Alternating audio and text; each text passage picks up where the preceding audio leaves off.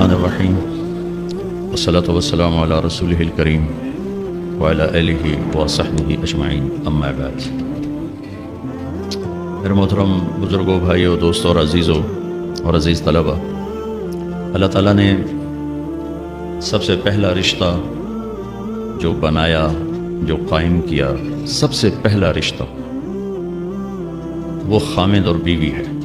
سب سے پہلا رشتہ، ماں باپ نہیں، بہن بھائی نہیں، اولاد نہیں، اس کائنات کا پہلا رشتہ خامد اور بیوی ہے۔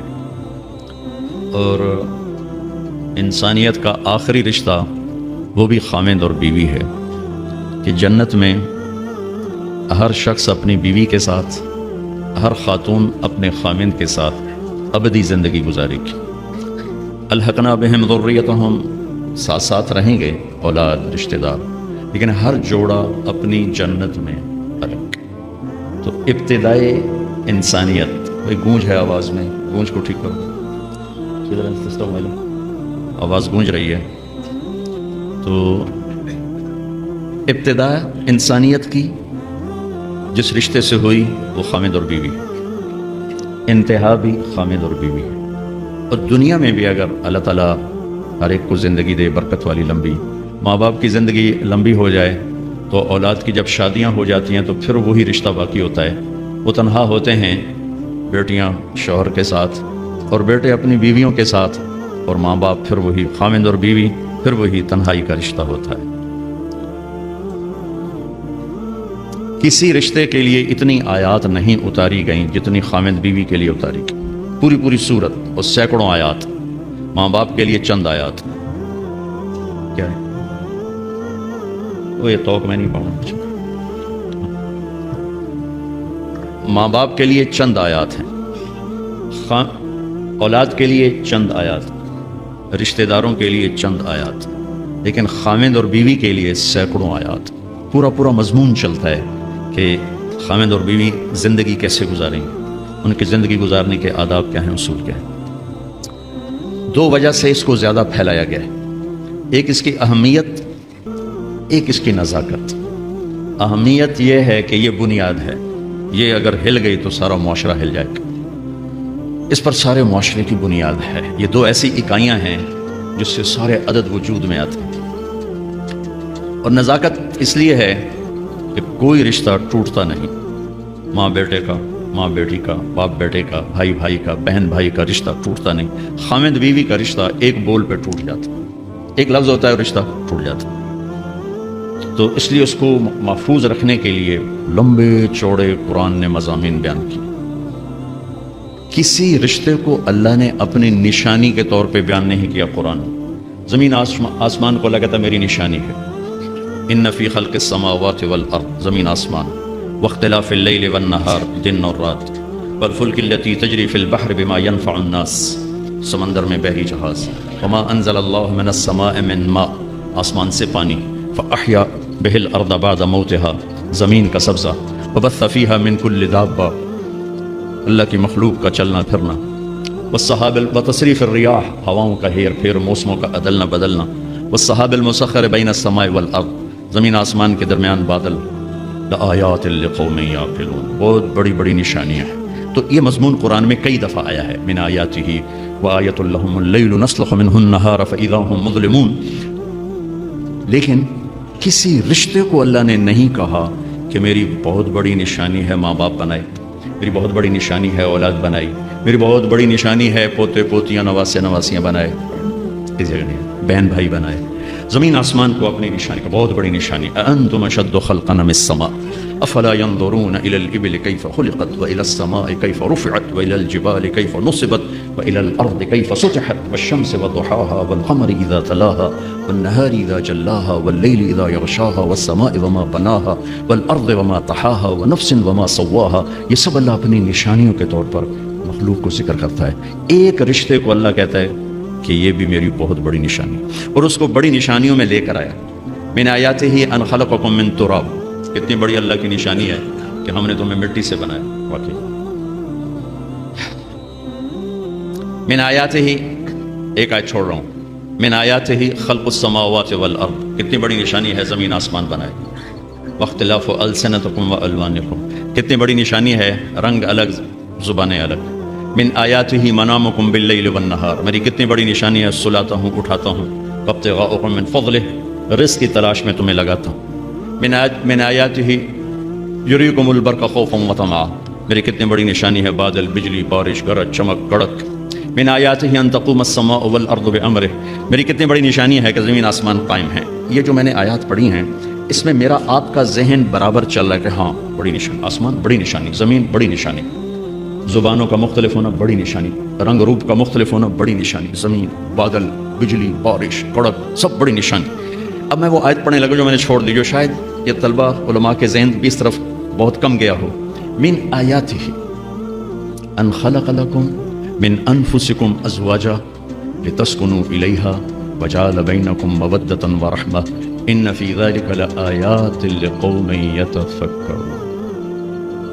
میری بہت بڑی نشانی ہے کہ میں نے تمہیں خامد اور بیوی کے رشتے میں جوڑا، اور 3 باتیں بتائیں جو کسی رشتے میں نہیں بتائیں. تمہیں سکون حاصل ہو، محبت ہو، غم خاری ہو، 3 چیزیں اس رشتے میں بتائیں، سکون، محبت، غم خاری. اور اس کے لیے طاقت اور لفظ استعمال کیا، یتفکرون ہے، للعالمین ہے، یسمعون ہے، یعقلون ہے. ان چاروں میں سب سے طاقتور لفظ ہے یتفکرون. تو یتفکرون کو یہاں ذکر کیا کہ موٹی عقل سے اس رشتے کی نزاکت سمجھ میں نہیں آئے گی اور اس کی طاقت سمجھ میں نہیں آئے گی. بہت غور سے سوچو گے تو اس رشتے کی قوت، اس رشتے کا اللہ کی نشانی ہونا تمہارے سامنے کھل کر آئے گا. تو بھائیو، میرے عزیزو، ایک تو میں یہ آپ کے سامنے لانے کی کوشش کی کہ یہ رشتہ بہت اہم ہے، سب سے بڑا رشتہ، سب سے بڑا رشتہ. یہ کمزور پڑ گیا تو معاشرہ ٹوٹ جائے گا، یہ مضبوط ہوا تو معاشرہ مضبوط ہوگا. انسان کی عظمت اور بڑائی اس کی صفات کے ساتھ ہے، اس کے مال دولت کے ساتھ نہیں. دنیا، پیسہ، دولت، حکومت، یہ چیزیں آدمی کو مالدار تو بنا دیتی ہیں، حاکم بنا دیتی ہیں، بڑا نہیں بناتی. بڑا انسان وہ ہوتا ہے جو اپنے اندر انسانی صفات رکھتا، اور چھوٹا انسان وہ ہوتا ہے جو صفات میں کمزور. قیامت کے دن جو تولا جائے گا وہ سونا چاندی نہیں تلے گا، اعمال تلیں گے. تو ایک انسان اچھا انسان بنے، کہاں سے پتہ چلے گا؟ وہ میرے رب کی اس کتاب سے پتہ چلے گا، اور میرے محبوب صلی اللہ علیہ وسلم کی زندگی، فرمان، سیرت سے پتہ چلے گا کہ ایک مرد عورت کس طرح عظمتوں کی چوٹیوں کو چھو لے، اللہ کو راضی کر لے، دنیا میں اپنے آپ کو سکھ سکون سے رکھے. ہمارا علم غلط ہو گیا ہے، ہم نے ہر چیز کو پیسے سے جوڑ دیا ہے کہ بڑے آدمی بنو گے پیسہ بنا لو، بڑے آرام سے رہو گے پیسہ بنا لو، بڑی عزت ہوگی پیسہ بنا لو، بڑی شہرت ہوگی پیسہ بنا لو، بڑی خوشیاں ہوگی پیسہ بنا لو. یہ علم کا منبع غلط ہے، پوری دنیا میں یہ علم چھایا ہوا ہے. اللہ، اس کا رسول کہتا ہے اس کتاب کے مطابق زندگی بنا لو، مزے ہو جائیں گے، عزت میں ملے گی، سب کچھ ملے گا. حضرت علی رضی اللہ تعالیٰ عنہ کا ارشاد ہے، من اراد عزا بلا عشیرہ وغنا بلا مال ووجاہتا وحیبتا بلا سلطان ووجاہتا بلا اخوہ. جو آدمی عزت چاہتا ہو، خاندانی نہیں ہے، غنی بننا چاہتا ہو، پیسہ کوئی نہیں ہے، اپنا روب داب چاہتا ہو، طاقت کوئی نہیں ہے، اپنی وجاہت چاہتا ہو، پیچھے کوئی ووٹر سپورٹر کوئی نہیں، نعرے لگانے والے کوئی نہیں، کیا کرے؟ اور یہ 4 چیزیں حدود کے اندر سب کو چاہیے، سب کی مطلوب ہے. مجھے عزت بھی چاہیے، اور مجھے کشادگی بھی چاہیے، تنگ دستی سے میرے نبی نے پناہ مانگی. مجھے اپنی ہیبت اور وجاہت بھی چاہیے. اگر یہ میں شریعت کی حدود کے اندر طلب کرتا ہوں تو اللہ کو بھی پسند ہے، اس سے جب باہر جاتا ہوں تو اللہ کو ناپسند ہے. تو حضرت علی نے کیا فرمایا کہ جو یہ چیزیں چاہتا ہے تو ایک کام کرے، فَلْيَخْرُجْ مِنْ ذُلِّ مَعْصِيَةِ اللَّهِ إِلَىٰ عِزَّ طَاعَةِ اللَّهِ، کہ اللہ کی نافرمانی والا راستہ ذلت کا راستہ ہے، وہ چھوڑ دے، اور اللہ کی فرما برداری والا راستہ عزت کا راستہ ہے، وہ اختیار کر. تو قرآن وہ پیغام ہے جو ہمیں عزت والا راستہ بتاتا ہے، قرآن وہ پیغام ہے جو ہمیں بلندیوں کا راستہ بتاتا ہے، اور قرآن وَهَذَا بَلَاغٌ لِلنَّاسِ، قرآن وہ پیغام ہے جو ہمیں عروج کا راستہ بتاتا ہے، جنت کا راستہ بتاتا ہے، جہنم سے بچنے کے طریقے بتاتا ہے. اللہ اس کے رسول کی بارگاہ میں قیمتی ہونے کا طریقہ بتاتا ہے، لوگوں کے دلوں پہ راج کرنے کا طریقہ بتاتا ہے، چین کی بنسری بجا کے سونے کا راستہ بتاتا ہے، گھروں کی معاشرت کو خوبصورت بنانے کا پوری دنیا میں کسی کے پاس نسخہ نہیں سوائے میرے رب کی اس کتاب کی۔ کتاب انزلناہ الیک لتخرج الناس من الظلمات الی النور۔ اور دکھ درد کی بات یہ ہے کہ امت نے قرآن چھوڑ دی۔ یا رب ان قوم اتخذوا هذا القرآن مہجورا۔ ہاضا کے لفظوں جو طاقت ہے، یا اللہ ان کی گود میں پڑا تھا قرآن، ان کی جھولی میں پڑا ہوا تھا قرآن، اور انہوں نے اسے مہجورا، ترکو نہیں، متروکا نہیں، مہجورا۔ ہجرت کا کیا مطلب ہوتا ہے؟ چھوڑ کے چلے جانا، پھر لوٹ کے نہ آنا۔ تو متروکا تو ہے ٹھیک ہے، کبھی میں گاؤں میں ہوتا ہوں، کبھی یہاں ہوتا ہوں تو گاؤں متروک ہو گیا، وہاں جاتا ہوں تو فیصلہ آباد متروک ہو گیا۔ مہجورا کہ اللہ یہ میری وہ امت ہے، ان قوم اتخذوا هذا القرآن مہجورا، انہوں نے میرے قرآن سے ایسے ہجرت کی جیسے لوگ وطن چھوڑ کے دوسرے وطن جا کے ہجرت کر کے بیٹھ جاتے۔ تب اچھائی کہاں سے ملے گی؟ اچھا انسان کہاں سے بنے گا؟ تو اللہ کا شکر ہے اس مہینے میں امت قرآن سنتی ہے، پڑھتی ہے، تو سارے قرآن کا اور 1 گھنٹے میں 25-26 دن میں اس کو تو احاطہ نہیں کیا جا سکتا، تو جو اس میں آیات میری سمجھ میں آتی ہیں کہ یہ بیان کر دی جائیں تو وہ میں لے کے آپ کے اس خدمت میں پیش کر دیتا ہوں۔ 2 دن پہلے میں نے گھر کی زندگی پر خامد اور بیوی کے رشتے کی بات کی تھی۔ ہن لباس لکم وانتم لباس لہن، کہ تمہاری بیوی تیرا لباس ہے، اور اللہ بیویوں سے کہہ رہا ہے کہ تمہارے خامد تمہارا لباس ہے۔ جتنا لباس خوبصورت ہوتا ہے اتنا انسان پرکشش ہو جاتا ہے۔ جتنا آپ اپنے لباس کی حفاظت دیں، بیوی کی حفاظت کرو گے، بیوی خامد کی حفاظت کرے گی، یہ رشتہ پرکشش ہو جائے گا، خوبصورت ہو جائے گا۔ اس میں ایک بات رہ گئی تھی، وہ ہے نساؤکم حرث لکم۔ یہ اسی میں آتا ہے لیکن تھوڑا سا آگے جا کے آتا ہے، تو اس دن بعد وہ اذا سالک عبادی میں چلی گئی۔ تو نساؤکم حرث لکم فاتوا حرثکم انا شئتم، اس کا مفسرین نے ایک ہی مطلب بیان کیا جو فاتوا حرثکم انا شئتم، لیکن چونکہ میں ذمہ دار ہوں مجھے حرث سے ایک مطلب سمجھ آئے، میرے پیشے کا لفظ ہے نا حرث۔ انتم کیا ہے وہ تحرثون بھی کہیں ہے، افرأیتم ما تحرثون، افرأیتم ما تحرثون۔ تو فاتو حرف آپ تمام تصویریں دیکھو جو میں بیان کرنے لگا ہوں، میرا دعویٰ نہیں، توبہ میں نے تو ساری دیکھی نہیں، لیکن مجھے نہیں لگتا کسی کا ذہن اس طرف گیا ہوگا، ہو سکتا گیا ہو کہ میں اپنے علم کے دعوے، تو میں تو ویسے ہی طالب علم ہوں۔ اللہ نے یہاں عورت کو تشبیہ دی ہے کھیتی سے، تو میری آنکھ اس ماحول میں کھلی جہاں ہم پشتوں سے ذمہ دار چلے آ رہے ہیں۔ تو درخت جب پھل نہیں دیتا ہے تو ذمہ دار اس کو ڈنڈے مارتا ہے، اس کو گالیاں نکالتا ہے۔ کس طرح ذمہ دار ایک پودے کو پروان چڑھاتا ہے، یہ ہے تمہاری ذمہ داری اپنی بیوی، چونکہ تم نہیں کسی کے گھر گئے، تمہارے گھر کسی کی بیٹی آئی ہے، ماں چھوڑ کے، باپ چھوڑ کے، بہنیں چھوڑ کے، بھائی چھوڑ کے، سہیلیاں چھوڑ کے، اور اپنی ترتیب زندگی کو توڑ کر ایک بول پر تیرے گھر آئی ہے، تو پاگل تو آتے ہی اس کے ساتھ بدتمیز ہو رہا ہے، کبھی گالیاں دیتا ہے، کبھی تانے دیتا ہے، کبھی تیری ماں سے کچھ سناتی ہے، کبھی تیرا ابا سے کچھ سناتا ہے، کبھی تیری بہنوں سے کچھ سناتی ہے۔ تو تو نے کھیتی کی راکھی کیا کرنی تھی، تو نے تو کھیتی کو آگ ہی لگا کے رکھا، تو یہ فصل کیسے دے گی؟ تو گندا دانہ اس میں سے نکلے گا۔ تو عورت کو اللہ تعالیٰ نے زمین سے تشبیہ تھی، اور اس سے آنے والی اولاد کو کھیتی سے اللہ تعالیٰ نے تشبیہ تھی، اور زمین سے کھیتی لینے کا ایک طریقہ ہے، ہل چلتا ہے، زمین نرم کی جاتی ہے، پانی لگتا ہے، پھر اسے اور نرم کیا جاتا ہے، پھر جڑی بوٹیوں کو صاف کیا جاتا ہے، اسے تیار کیا جاتا ہے، پھر اس میں دوبارہ ہل چلا کے بیج لگایا جاتا ہے، پھر اس بیج کی راکھی کی جاتی ہے، حفاظت کی جاتی ہے۔ جب وہ پانی مانگتا ہے پانی دیتے ہیں، چاہے رات کے 12 بجے بھی پانی کی ضرورت ہے وہ پانی پہنچ رہا ہوتا ہے۔ وہ کھاد مانگتا ہے کھاد دیتے ہیں، وہ گوڈی مانگتا ہے گوڈی دیتے ہیں، پھر اس میں گندی جھاڑیاں پیدا ہوتی ہیں تو ہم الگ مزدور لگا کر ان گندی جھاڑیوں کو نکالتے ہیں، اور آپ سپرے آ گئے ہیں کہ سپرے کرو تو صرف وہ گندی جو بوٹیاں ہیں وہ مر جاتی ہیں، فصل کو کچھ نہیں ہوتا۔ میں آپ کے سامنے ایک نقشہ بیان کر رہا ہوں کہ اللہ تعالیٰ یہاں خامد اور بیوی کی زندگی کو کس خوبصورت انداز میں بیان فرما رہا۔ اعلیٰ فصل لینے کے لیے یہ سب کچھ کرنا پڑتا ہے۔ ذمہ داروں کے پاس عام طور پہ پیسہ نہیں ہوتا، تو وہ جاتے ہیں جی کھاد چاہیے تھی، وہ کہتے ہیں 500 روپے ود لواں گے، کہتا جی لے لو کھاد دے دو میری فصل مر دی۔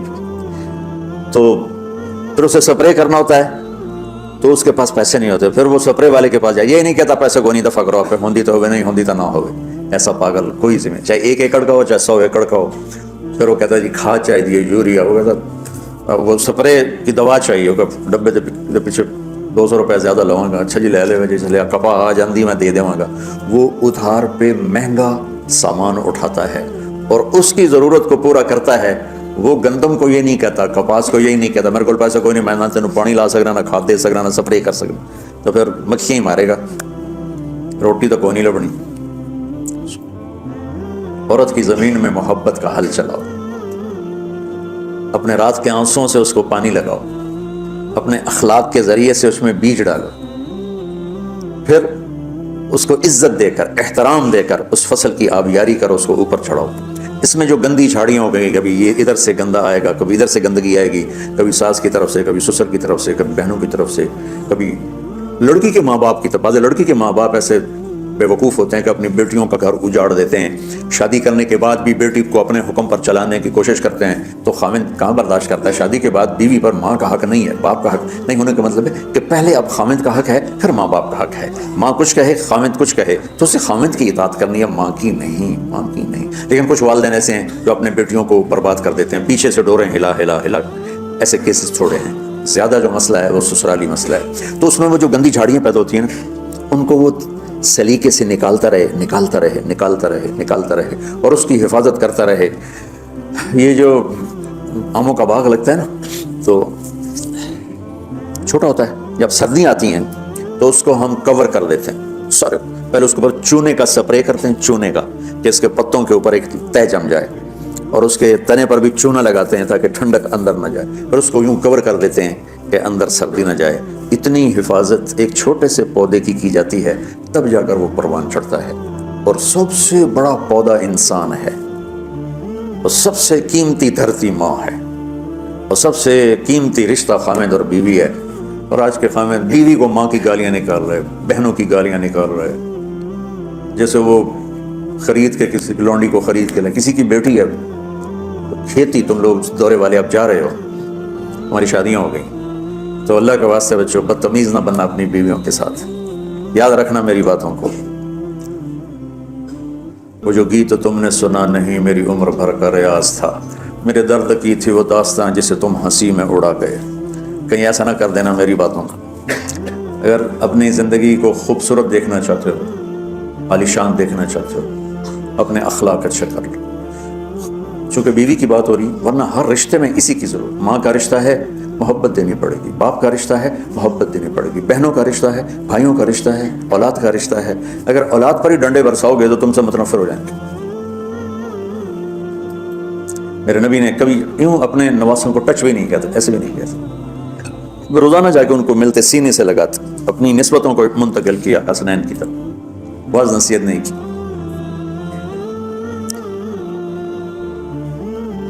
بہت سے بچے علماء کے, تبلیغ والوں کے, نیک لوگوں کے ضائع ہو گئے کہ بچے کا ذوق نہیں دیکھا, بس حافظ بنانا ہے, عالم بنانا ہے, حافظ بنانا ہے, عالم بنانا ہے. بناؤ حافظ, بناؤ عالم, پہلے ذوق دیکھ لو. اگر نہیں ہے تو اچھا مسلمان بناؤ, یہی کافی ہے. اگر زبردستی چلایا تو وہ بچہ نہ دین کا رہے گا, نہ دنیا کا رہے گا, نہ مدرسے کا رہے گا, نہ تبلیغ کا رہے گا. یہ لاکھوں مثالیں میرے سامنے.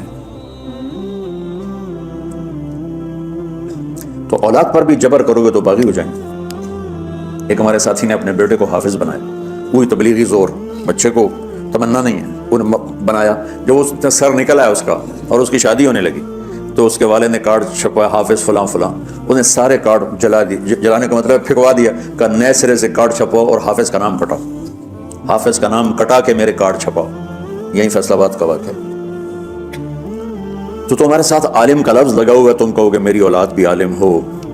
6 مہینے کی اولاد, اس کے سر پہ بڑی ساری ٹوپی ہوئے, جی چاہے تو اسے لے داڑھی بھی کاٹ لو ہوتی تھی.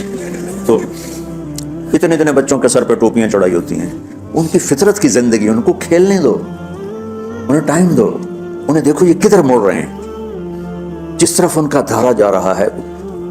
صرف عالم بننے والا ہی مسلمان ہوتا ہے, صرف حافظ بننے والا ہی مسلمان ہے, اور کوئی مسلمان ہے ہی نہیں.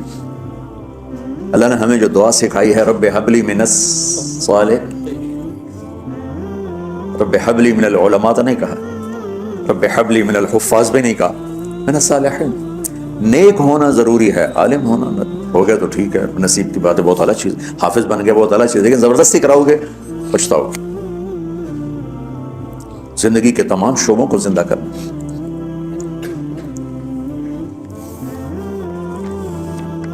ایک اور آیت سورۃ آل عمران کی ہے، یہ سارے دین کی روح ہے اور یہ دین کا مرکزی نقطہ ہے، مرکزی نقطہ۔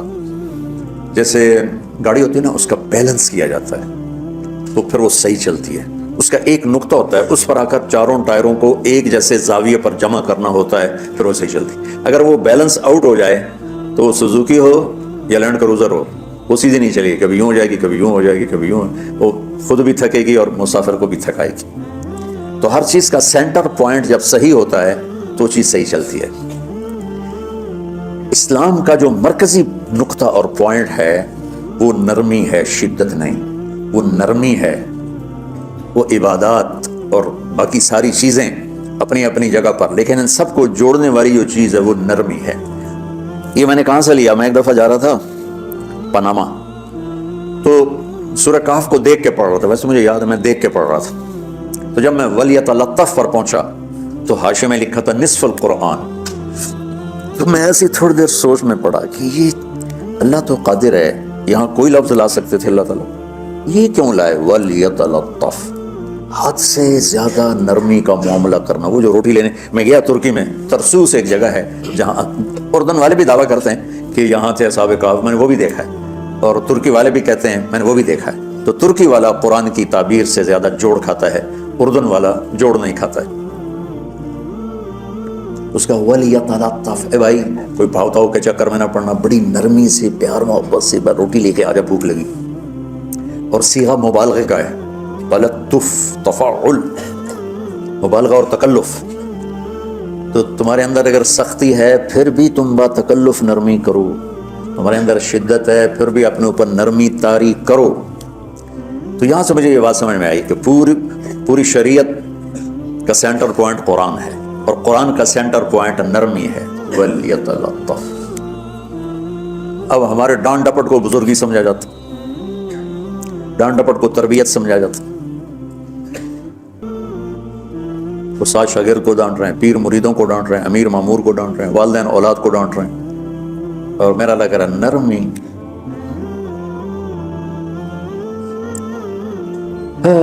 اب آیت سنو، یہ بات سمجھ میں آ گئی؟ اب آیت سنو، اللہ تعالیٰ فرما رہا ہے اپنے محبوب سے، فَبِمَا رَحْمَةٍ مِّنَ اللَّهِ لِنْتَ لَهُمْ وَلَوْ كُنْتَ فَظًّا غَلِيظَ الْقَلْبِ لَانفَضُّوا مِنْ حَوْلِكَ فَاعْفُ عَنْهُمْ وَاسْتَغْفِرْ لَهُمْ وَشَاوِرْهُمْ فِي الْأَمْرِ فَإِذَا عَزَمْتَ فَتَوَكَّلْ عَلَى اللَّهِ إِنَّ اللَّهَ يُحِبُّ الْمُتَوَكِّلِينَ۔ لِنْتَ لَهُمْ بِرَحْمَةِ اللَّهِ، یہ ہونا چاہیے، جو نحو کا قاعدہ فعل پہلے ہوتا ہے اس کے متعلقات بعد میں ہوتے ہیں۔ تو لِنْتَ لَهُمْ بِرَحْمَةِ اللَّهِ، آپ اللہ کی رحمت سے نرم ہو کے اپنی امت کے لیے۔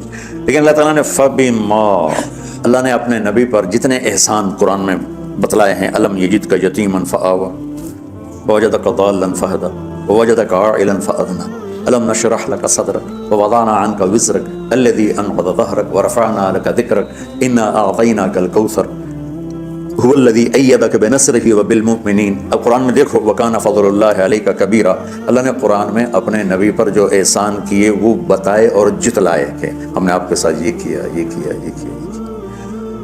یہ احسان جیسے اللہ نے بتایا ہے نا اپنے نبی کو، یہ احسان نرمی والا جس طریقے سے بتایا، اس طریقے سے کسی احسان کو ذکر نہیں کیا۔ فَبِمَا، میرے ہاتھوں کو دیکھو، ہم جب کہتے ہیں بہت بڑا، اس سے آگے تو ہمارے ہاتھ نہیں جاتے نا۔ تو میرا ایک بھتیجا تھا تو دیر سے بولا، جب وہ گاڑی پہ ہوتا تو ہم کہتے کس چیز پر آئے ہو، تو وہ یوں یوں کرتا، اور جب وہ بس پہ آتا تو ایسے ایسے کرتا، ایسے ایسے، کہ بھائی بس بڑی ہوتی ہے نا تو اس کا یوں اشارہ کرتا، اور گاڑی چھوٹی ہوئی تو اس کا یوں اشارہ کرتا۔ تو فَبِمَا، یہ جو فَبِمَا رحمہ ہے نا، یہ زمین آسمان سے بھی باہر نکل گیا ہے، اور مشرق و مغرب سے پار ہو گیا، شمال جنوب سے پار ہوگا، فوق تحت سے پار ہو گیا ہے۔ اللہ تعالیٰ فرما رہے ہیں میرے محبوب، میری اتنی بڑی رحمت آپ پر آئی جس کو آپ کے رب کے سوا کوئی نہیں جانتا، اور پھر آپ نرم ہو گئے، نرم ہو گئے۔ ان اللہ لا يعطي على الرفق ما لا يعطي على العنف، اللہ جو نرمی پہ دیتا ہے وہ سختی پہ نہیں دیتا۔ لو کان الرفق خلقا لما رأى الناس خلقا احسن منه، نرمی کی کوئی شکل ہوتی تو اس سے حسین کائنات میں کوئی شکل نہ ہوتی، جنت کی حور سے بھی اعلیٰ شکل ہوتی، وَلَوْ كَانَ الْعُنْفُ خَلْقًا لَمَا رَأَى النَّاسُ خَلْقًا أَبْغَضَ مِنْهُ، اور اگر بد اخلاقی کی، سخت مزاجی کی کوئی شکل ہوتی تو وہ شیطان سے بھی زیادہ خوفناک ہوتی۔ امام اسماعیل رحمۃ اللہ علیہ بڑے علامہ گزرے ہیں اور قرآن کی بڑی خدمت کی ہے لغت کے لحاظ سے، تھے انتہائی بدصورت، کوڑا سیاہ اور حبشی ٹائپ۔ کہنے کہ زندگی میں کبھی دھوکہ نہیں کھایا سوائے ایک دفعہ ایک لڑکی نے مجھے ایسا بیوقوف بنایا کہ میرے 14 طبق روشن کر دیے۔ تو میں جا رہا تھا تو ایک خوبصورت لڑکی نے مجھے مسکرا کے اشارہ کیا، بالکل میرے اوپر بھی عاشق ہے، تو میں اس کے پیچھے چل پڑا، وہ آگے آگے میں پیچھے پیچھے، وہ آگے آگے میں پیچھے پیچھے، بازاروں میں چلتے چلتے ایک مصور کی دکان پہ پہنچے تو اس نے مصور سے یوں اشارہ کیا اور آگے چلی گئی۔ وہ آگے چلی گئی تو میں حیران ہو گیا، میں نے کہا بھائی یہ کیا چکر ہے؟ کہا جی یہ ایک بچی کل میرے پاس آئی تھی کہ مجھے شیطان کی فوٹو بنا کے دو۔ تو میں نے اسے کہا بیٹی میں نے تو شیطان دیکھا نہیں، تو مجھے دکھا تو میں اس کا فوٹو بناؤں، تو آج تمہیں لے کر کہہ رہی تھی یہ ہوتا ہے ایسا ہوتا ہے۔ تو اگر سختی کی کوئی شکل ہوتی نا تو شیطان سے بھی بدصورت ہوتی۔ تو ہماری زندگیوں میں جو آئی ہیں نا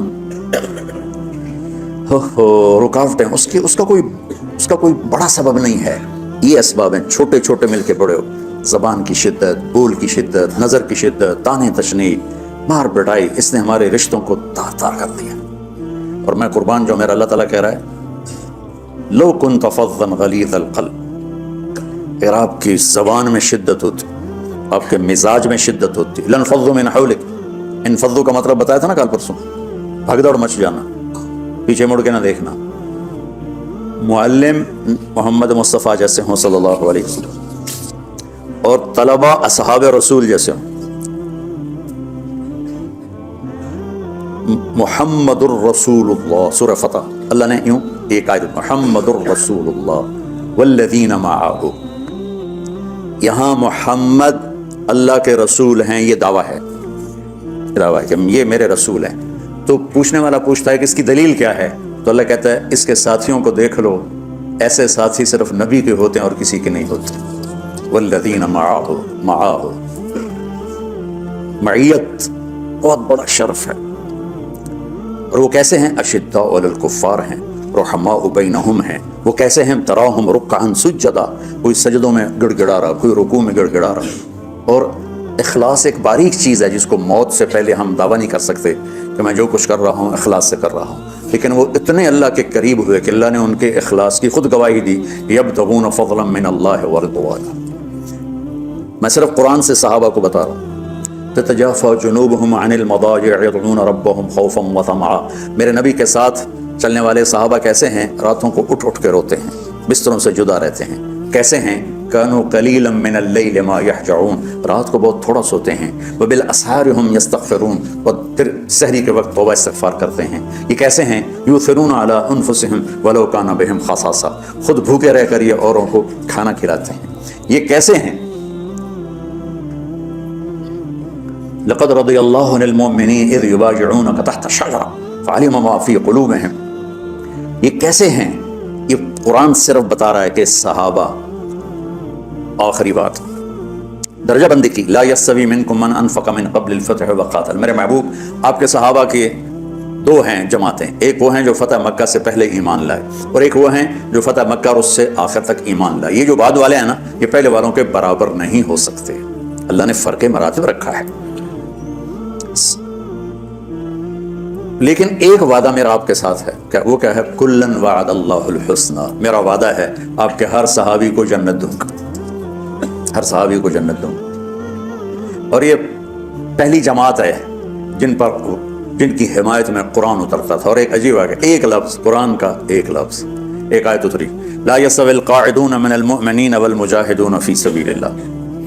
یہ آیت ایسی اتری جیسے میں نے پڑھا کہ اللہ کے راستے میں جہاد کرنے والے اور گھر بیٹھنے والے برابر نہیں ہو سکتے۔ ٹھیک، عبداللہ بن ام مکتوم نابینا صحابی ہیں، انہوں نے جب آیت سنی کہا یا اللہ یہ کیا کیا؟ وہ میں انا محتاج، میں کہ تو جا کے جہاد کرنا ہے، میرے لیے تو گنجائش دے۔ سبحان اللہ، یہ کیسے لوگ تھے؟ جبریل دوڑے آئے اور وہی کیا لائے؟ ایک لفظ، صرف ایک لفظ کہ یا رسول اللہ، اللہ فرما رہے ہیں کہ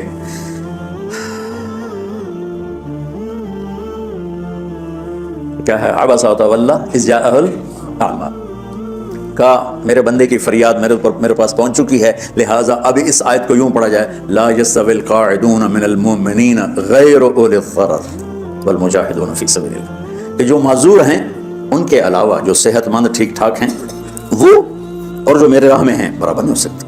تو عبداللہ بن ام مکتوم کی فریاد پر قرآن کا ایک لفظ ہے، اور خولہ کی فریاد پر آیات بارش کے قطروں کی طرح، قد سمع اللہ قول التی تجادلک فی زوجها وتشتکی الی اللہ واللہ یسمع تحاورکما ان اللہ سمیع بصیر الذین یظاہرون منکم من نسائهم ما ہن امہاتهم ان امہاتهم الا اللہ ولدنهم وانہم لیقولون منکرا من القول وزورا۔ یہ پھر آگے بھی چلتی ہیں، ایک دیہاتی عورت کی فریاد نے عرش ہلا دیا اور قرآن اترا۔ یہ لوگ تھوڑا اور سنا دو تاکہ آپ کو خولہ کا پتہ چلے، خولہ کیا چیز ہے۔ انصاری عورت ہے، ہاں مان لے یہ ایک عورت ہے، خامن نے غصے میں طلاق دے دی، طلاق تھی زہار، تو میرے لیے میری ماں کی طرح ہے۔ اس طلاق کے بعد رجوع ہو ہی نہیں سکتا تھا۔ 3 طلاق میں تو رجوع ہو جاتا نا کہ کسی اور جگہ شادی ہو جائے، وہاں سے طلاق ہو جائے واپسی، لیکن اس میں رجوع ایسا ہی ہے شیخ، ایسا ہی ہے نا، اس میں دوبارہ اگر اس کی شادی ہو جائے اور پھر وہاں سے وہ فارغ ہو کر اس سے شادی نہیں ہو سکتی، یہ اس زمانے کا رواج تھا۔ اب یہ ان کی عمر گزر گئی تھی، جو بھاگی بھاگی اللہ کے نبی کے پاس ہے، یا رسول اللہ میرے خامن اوس بن مالک نے زہار کر دیا، اوس بن صامت مجھ سے زہار کر دیا، تو کیا فتویٰ ہے؟ آپ نے کہا حرمت علیہ ہے، بیٹی تو حرام ہو گئی۔ بولیں گے یا رسول اللہ اکل مالی وافنا شبابی، جوانی میری ڈھل گئی، مال میرا کھا گیا وہ، تو میں کہاں جا کے بیٹھوں، ماں باپ میرے نہیں ہیں۔ آپ نے کہا حرمت علیہ، تو اس پہ حرام ہو گیا۔ پھر اس نے کہا یا رسول اللہ میرا کیا بنے گا؟ تو آپ چپ ہو گئے؟ جب وہ مانتی نہیں تو کیا کرو، آپ چپ ہو گئے۔ حضرت عائشہ رضی اللہ عنہا آپ کو کنگھی کر رہی تھی، جب اس نے دیکھا اللہ کے نبی نے جواب دینا چھوڑ دیا ہے، کہا چلے ٹھیک ہے میں اپنے رب سے بات کرتی ہوں۔ اس نے وہیں بیٹھے بیٹھے ہاتھ اٹھایا، اللہ ان لی منہ صبیۃ صغار، اے میرے رب میرے چھوٹے چھوٹے بچے، ان ضممتہم الی فجعوا وان ضممتم الیہ فضعوا، میرے رب میرے چھوٹے چھوٹے بچے، عمر میری ڈھل گئی، میری دوسری شادی نہیں ہو سکتی، ان بچوں کو میں اپنے پاس رکھوں تو ان کو روٹی کہاں سے کھلاؤں، یہ بھوکے مریں گے، خامند کے پاس چھوڑ کے چلے جاؤں تو وہ بھی کمزور ہو چکا ہے، یہ ان کی تربیت کون کرے گا، یہ تو برباد ہو جائیں گے۔ اب اس کی دعا سنو، یا اللہ اپنے نبی کی زبان پر میرے حق میں فیصلہ دے۔ یہ نہیں کہا کہ تو اپنی شریعت کا فیصلہ سن گیا، اللہ میرے حق میں دینا فیصلہ، اور اللہ تعالیٰ کا قرآن آ گیا، ہاں خولا ہم نے اپنے رحمت کے طفیل تیرے حق میں فیصلہ دے دیا۔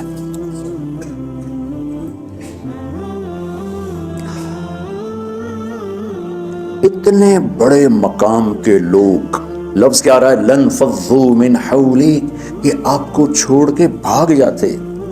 سختی اتنی بڑی بلا ہے کہ اتنے دھرتی نے کسی نبی کے ایسے ساتھی نہ دیکھے گی، اور ایسے عظیم انسان دنیا میں نہ آئیں گے، انبیاء کے بعد عظیم ترین انسانوں کا ٹولہ، لیکن وہ بشر تھے، ان سے خطائیں ہوئیں، ان سے گناہ ہوئے، پر اللہ نے کہا جاؤ ہم نے معاف کر دیا، کلا وعد اللہ الحسنی، جاؤ سب کے لیے جنت ہے۔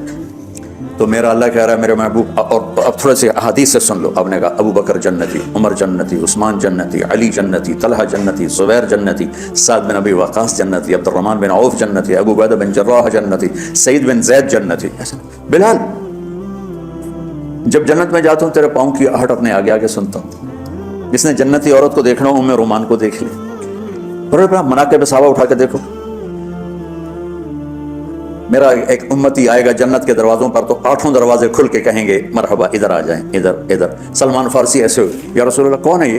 تو آپ نے کہا یہ بیٹھا ہے ابو بکر، اس کو جنت کے 8 دروازے پکاریں گے۔ عمر ایک محل دیکھا بہت عالیشان، میں سمجھا میرا ہے، جب جانے لگا تو فرشتے نے کہا آپ کے غلام عمر بن خطاب کا ہے۔ عثمان جنت میں ہر نبی کا رفیق ہے، میرا رفیق تو ہے، پھر حضرت علی کا ہاتھ پکڑ کے کرتے یہاں لگا لیا، علی تو بھی خوش ہو جا، جنت میں تیرا گھر میرے گھر کے سامنے ہے۔ طلحہ زبیر، ہر جنتی کا ایک خادم، میرے 2 خادم طلحہ اور زبیر۔ تو اس ایک لائن لگی پڑی ہے، اور میرا اللہ کہہ رہا ہے میرے محبوب اگر آپ کے مزاج میں شدت ہوتی تو ایسے عظیم الشان لوگ آپ کو چھوڑ کے بھاگ جاتے۔ بچو کیا کرو، سنا کے بھی تھک گیا ہوں۔ ایک بلبل ہے کہ ہے محو ترنم اب تک، اس کے سینے میں ہے نغموں کا تلاطم اب تک، قید موسم سے طبیعت رہی آزاد اس کی، کاش گلشن میں کوئی سمجھے فریاد اس کی۔ میں تو پچھلے 20 سال سے فریاد کر رہا ہوں، او بھائی نرمی اختیار کرو، محبتیں اختیار کرو، نفرت ہو، اختلاف کرو، نفرت تو نہ کرو۔ بیوی سے اختلاف ہو گیا ہے تو نفرت تو نہ کرو، بیوی کو خامن سے ہو گیا نفرت تو نہ کرو، بہن بھائیوں میں ہو جاتی اونچ نہیں، نفرت ہے تو نہ کرو، سلام دعا ختم۔ تو آپ فارغ ہونے والے ہو، یہ اسباق یاد رکھو گے تو آپ ہی کو فائدہ ہوگا انشاءاللہ۔ پھر جہاں جاؤ گے گلاب کے پھول کی طرح مہکو گے۔ چمن میں بہت سے پھول ہوتے ہیں لیکن جہاں گلاب کھلا ہوتا ہے سب کی نظر وہیں جا کے ٹکتی۔ تو اگر میں نے یہ اخلاق بنا لی، یہ نرمی اپنے اندر پیدا کر لی، تو اللہ کی قسم گلاب کے پھول کی طرح مہکو گے بھی صحیح، اور پرکشش بھی ہوگی، جاذبیت بھی ہوگی۔ شکلوں کی کشش چند دنوں کے بعد ختم ہو جاتی، اخلاق کی کشش موت تک باقی رہتی۔ جو ہے جیسے روٹی کی طلب موت تک ختم نہیں ہوتی، باقی چیزیں آدمی کہتا ہے یار گوشت بڑا کھا لیا، دال بناؤ، بھنڈی کھا لی اب توری بناؤ، لیکن روٹی ایسی ہے کوئی کسی دن جاتا ہے روز ہی روٹی روز ہی روٹی، تو اس طرح اندر رچ پچ گئی۔ ایسے اچھے اخلاق روٹی کی طرح ہیں جن کی طلب کبھی ختم نہیں ہوتی۔ تو ہمارے علمی حلقے ہوں، دیندار حلقے ہوں، ان سب میں شدت پائی جاتی، ہر درجے کی شدت۔ تم بیچ میں ایک موم بن کے جاؤ، لوہا بن کے نہ جاؤ، موم بن کے جاؤ۔ سارے رشتوں کی تلخیوں کو اپنے پیجا ایام کی تلخی کو بھی ہنس کے ناصر، غم کے سہنے میں بھی قدرت نے مزہ رکھا ہے۔ تلخیوں کو پینا سیکھو، زبان کو بند کرنا سیکھو، اور پھر مسکرانا سیکھو، اور نرمی کا سلوک سیکھو، جو میرے نبی کی سب سے عالی شان صفت فبما رحمت من اللہ۔ یہ واقعہ پتہ کب کا ہے؟ جب احد کی لڑائی میں شکست ہو گئی نا، تو کافی سارے صحابہ میدان چھوڑ کے دوڑ گئے۔ تو جب ابو سفیان کا لشکر واپس چلا گیا تو وہ واپس آئے، اور سب ڈرے ہوئے تھے کہ اب ہمیں بڑی ڈانٹ پڑے گی، ہمیں بڑی ڈانٹ پڑے گی۔ شہاب الدین غوری نے تراوڑی کی پہلی جنگ لڑی تھی پرتھوی راج کے خلاف۔ ہم جو چوہان راجپوت ہیں ہم اس کی نسل سے ہیں، پرتھوی راج، تو وہ شکست ہو گئی۔ تو جن افغانی سرداروں نے دوڑ لگا دی تھی نا، اس نے سارا سال ان کے منہ کے اوپر نہ توبڑے چڑھا دیے تھے، بوجھا نہیں تو بوجھا سیکھ ان کے منہ پہ چڑھا دیا تھا، پورا سال ان کے منہ پہ وہ بوجھے لگے رہے کہ یہ وہ ہیں جو بھاگ گئے تھے۔ بادشاہ تو یوں کرتے ہیں۔ میرے نبی کے صحابہ جب سہمے آئے کہ بس دیکھو اب کیا بنتا ہے، تو آپ نے مسکرا کے ان کا استقبال کیا، آؤ بھائی آؤ بھائی آؤ۔ اس پر میرے اللہ نے یہ کہا، واہ میرے محبوب، یہ آپ کے رب کا آپ پہ احسان ہے کہ آپ نرم ہو گئے، ورنہ ایسے موقعوں پہ تو ڈانٹ ڈپٹ ہوتی، سوڑوا دیا جاتا۔ استنبول کا قلعہ فتح نہیں ہو رہا تھا، سلطان محمد فاتح 21 برس کی عمر، تو اس نے سپہ سالار کو بھرے مجمع میں کوڑوں سے اس کی پٹائی شروع کر دی اور اس کو ہٹا کے دوسرے کو لگا دی۔ اور میرے نبی کہہ رہے ہیں آؤ بھائی آؤ بھائی آؤ۔ اوپر اللہ کی محبت دیکھو، اللہ تعالیٰ کہہ رہا ہے میرے نبی معاف کر دیں، پہلے ہی آپ نے معاف کر دیا، پر میں بھی سفارش کرتا ہوں آپ ان کو معاف کر دیں۔ اور آگے کہتے ہیں واستغفر لہم، اور آپ مجھے بھی کہیں کہ میں بھی معاف کر دوں۔ کیا لوگ تھے، کیا لوگ تھے کہ جن کے بارے میں اللہ کہہ رہا ہو مجھے کہو میں ان کو معاف کر دوں۔ ایسے عظیم لوگ بھی شدت برداشت نہ کر پاتے۔ بھائیو میری فریاد سمجھو اللہ کے واسطے، نرمی اختیار کرو، نرمی اختیار کرو، نرمی اختیار کرو۔ سختی کے بغیر جی کام نہیں چلتا ہے، ارے یہ بکواس ہے، تمہارے نفس کی شرارت ہے۔ میرے نبی فرما رہے ہیں نرمی پہ جو اللہ کرتا ہے وہ سختی پہ نہیں کرتا۔ ٹھیک ہے، سر ساتھ نہیں دے رہا درد کی وجہ سے، اسی میں برکت سمجھ لو۔ سبحانک اللہم و بحمدک، اشہد ان لا الہ الا انت، استغفرک و اتوب الیک۔ اللہم انا نسألک من خیر ما تعلم ونعوذ بک من شر ما تعلم ونستغفرک لما تعلم انک علام الغیوب۔